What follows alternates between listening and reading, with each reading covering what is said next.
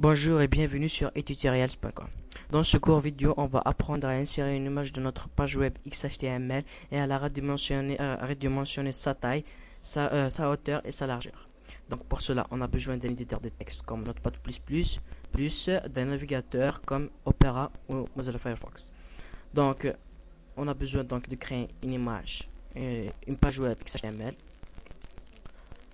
Donc on va créer notre page XHTML. Voilà, donc je vais faire rapide. Je respecte pas les validités W3C du World Wide Web.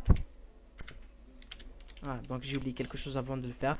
Lancer la colorisation du système, de la syntaxe. Donc je mets HTML et voilà. Donc je vais faire rapide comme je vous l'ai dit. Et je mets les heads pour afficher le titre de la page. Donc une fois cela terminé, je mets le titre pour mettre le titre de la page qui va s'afficher ici en haut. Par exemple ici c'est Neo 1, je vais la mettre mon image et titre. Et voilà, donc je mets maintenant la valise qui me permet d'éditer le corps de la page avec body. Je mets la fermeture de la valise body. Donc c'est ici maintenant qu'on va insérer notre image, notre valise image. Alors, tout d'abord, on a besoin d'une image. Donc, je vais chercher une image dans le document. Donc, on attend l'ouverture. Et voilà, donc j'ai une image. Par exemple, cette image. Je la mets sur le bureau car je vais la placer dans le bureau. Donc, le copier va s'effectuer. Et voilà, donc l'image qui va apparaître ici. Pour insérer une image, c'est très simple. On va utiliser la balise IMG, donc crochet ouvrant IMG. Alors c'est une valise seule, donc on la referme avec un slash avant de faire le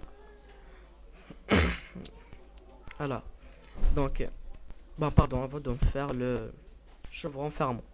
Donc avant de faire les redimensions et petits tous, on va d'abord de donner l'adresse où se trouve l'image. Donc par exemple on doit faire pour cela CRC de point de virgule. Donc ici il se trouve dans mon bureau. Je vais renommer l'image pour la mettre plus facilement. Bon. Donc j'évite les espaces. C'est interdit en HTML image. Et voilà, j'ai mon image. Donc un petit clic. Donc je vois maintenant s'affiche mon image après qu'il s'affiche. Donc voilà mon image. Je vais ici mettre où se trouve mon image. Je vais comment écrire mon image. Ah oui, mon image avec un dollar. Et voilà. Maintenant, voilà, normalement, je vais tester tout de suite. Je vais nommer ma page en faisant test.html. Je vais voir la page test. Donc, elle me dit qu'il y a sans octet pleine précision. Donc, la page va s'ouvrir ici. Donc, j'ai l'image. Et voilà. Donc, il y a plein de problèmes comme ça. Pourquoi ce problème? Donc, j'ai oublié de spécifier que c'est une image PNG. Ou tout simplement, j'ai quelque chose. Ah, je mets pas grave. Déjà, je voulais lâcher. Donc, ici, je mets PNG. Et je me suis trompé ici. C'était 6. Ok, je regarde avec F5. J'ai pas fait donc PNG. Attendez, mais je supprime quelque chose. J'ai oublié de ici .png car on doit indiquer comment s'appelle l'image. Donc je supprime sans faire exprès. Ok, j'enregistre avec la touche F5 actualiser. Dans 10 minutes, ça marche toujours pas. Mettre le format d'image que je suis trompé, c'est pas PNG. Donc format JPEG. Donc c'est un format JPG. Donc je mets JPG. Ok, maintenant tout devrait marcher. Donc il est très important. Il est très important de ne pas tromper d'image. Donc j'ouvrais sans faire exprès. Pardon. Donc maintenant on va au cas où l'image ne s'affiche pas. je vais mettre un message qui veut dire que va faire une petite description de l'image. Pour cela, on doit faire l'attribut, ajouter l'attribut alt, pardon, alt. Donc, on va donner une valeur, par exemple, mon image tutorials. On va tester. Ici, ça doit afficher l'image, mais si je mets une heure ici d'image, par exemple, je lève le point, il va s'afficher la touche affichée et je vois mon image tutoriel. Donc, c'est très important, c'est plutôt alt. Donc, je l'aimerais aimer par défaut.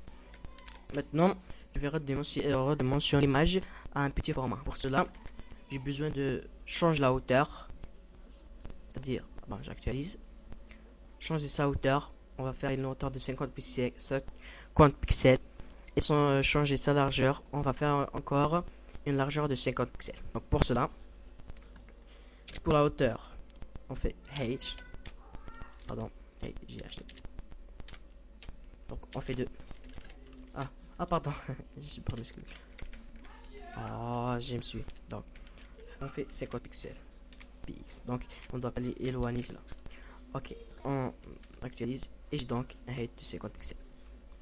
Donc 50 pixels c'est beaucoup, je mets donc 100 pixels. Donc il prend toute la hauteur de 100 pixels. Maintenant je vais éditer la largeur pour faire qu'il s'affiche un peu loin, par exemple faire une bannière. Donc ici je peux faire bien sûr en pourcentage, 50 avec un pourcentage, ça va me donner je clique la moitié de la page. Bon, je clique sur c'est pour voir. Voilà. Donc maintenant, je mets donc 100%. Ou plutôt 150 pixels. Pardon, j'ai mis pixels. Maintenant, on va faire la largeur. On fait UID. On fait la largeur à faire.